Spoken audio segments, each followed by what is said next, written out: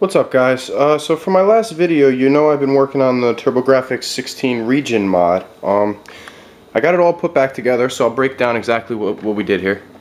I got the switch mounted in the front of the system like so, and that's not really by choice, it's just because I could not find anywhere else to fit it. I had to really work hard to get this thing all closed up with all those wires in there. It was a pain in the ass. But I did get it back together. It is a very difficult task not only to do this mod, which I'll touch base on a little bit in a minute, but it's equally a pain in the ass to get the thing closed, because the pins, like I said, are so close to each other, and when you slam it all shut like so, you know, you start moving, you start condensing everything together, and you really have to make sure you don't let any of those pins touch where you cut them and soldered wires. So I used a hot glue gun to make sure that everything was good. But prior to using the hot glue, you got to make sure everything's where it has to be, because there's no turning back once you put that glue on there. So you got to be real careful. I'm gonna give this mod a 10 out of 10 difficulty. I mean, it is difficult as hell, and if I knew it was going to be this difficult, I wouldn't have even done it, I don't think. I would have just bought the Super Systems US version for $100, because that's the whole reason I even did this mod, is to be able to use that card on this particular setup right here. Because Terry sold me the CD-ROM unit, and I haven't really been able to even test it. And I was dying to know if it worked, so, you know, I modded this thing. It took me 2 days and probably definitely countless hours. It's such a headache. Just talking about it gives me a headache. It's crazy. I went to bed at like 5 o'clock yesterday, and I'm beat to shit. Before I show this thing in action, I want you guys to, if you guys have a Super CD-ROM and the Grafx all hooked up to a power-based station or whatever you want to call that thing, and you don't have the AC adapter, because they are rare, if yours blew out or whatever, you can go to Radio Shack. You could buy this one right here. It's an Enercell 12 volt 1.5 milliamps. Now, the system on the back, it says, I believe 10. Let me just make sure so I'm not wrong. On the back it says 11 volts. So this is a little bit more voltage, but it works. So if you have yours and you don't have a power adapter with, you know, the whole entire CD-ROM and Grafx setup, just get this from Radio Shack and you'll be good. The cool thing about these adapters is the plugs are interchangeable. That's why. So I basically already had this laying around the house, and all I had to do was buy a tip, and I'm good.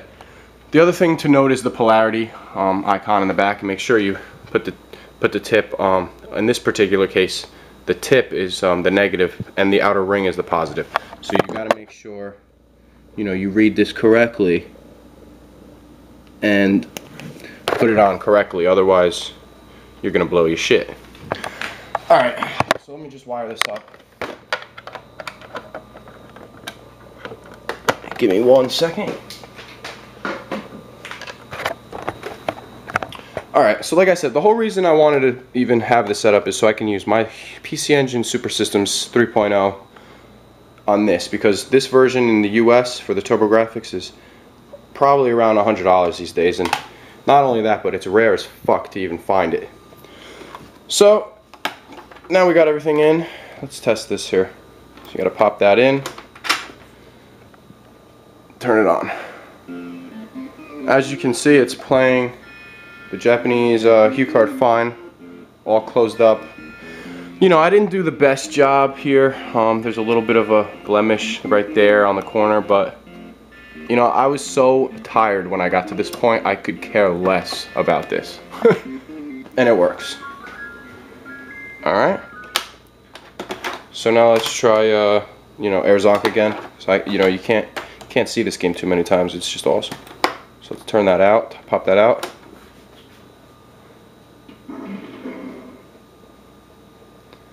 And it works. So now we're in US mode here. It's working fine. Picture's clear, no problems with sound. Controller works. You know, everything's good. Alright, now let's test out the CD-ROM unit here. So So we're going to put in the Japanese 3.0 Super Systems, turn it back to Japanese. And it really doesn't matter if you use the American or Japanese game, because this thing is not, the CD unit is not region picky. You know, it'll play any disc you throw in it as long as it's made by NEC, made for the PC Engine or TurboGrafx, it'll work. So let's try, this is the US version of Cotton for the Turbo Duo, so this is the actual American release, but it could very well be the Japanese release and it will work the same way. So let's test this out. As you can see, it does recognize the 3.0 Super Systems Japanese hue card. Hit the start button. It's loading it up. For some reason it says file cabinet is not initialized, high score cannot be run, but I'm assuming that's something with the battery or something like that. I'm not really sure. But nonetheless, it works.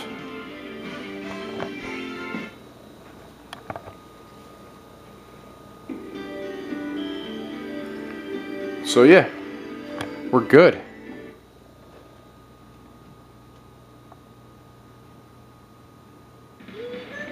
And there it is.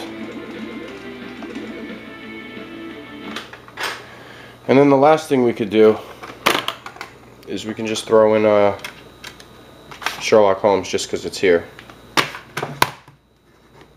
If I can open it with one hand.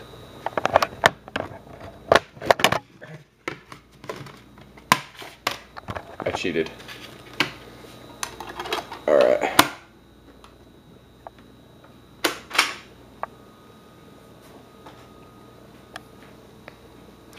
So basically this thing will play anything you throw at it, which is pretty cool. Sherlock Holmes.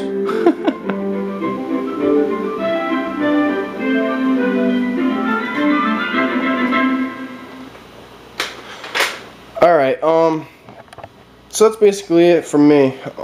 If you do want to do this modification, first of all, I suggest, you know, make sure you know what you're doing, and make sure you have a lot of patience, and you have to have good vision, otherwise you're not going to make it.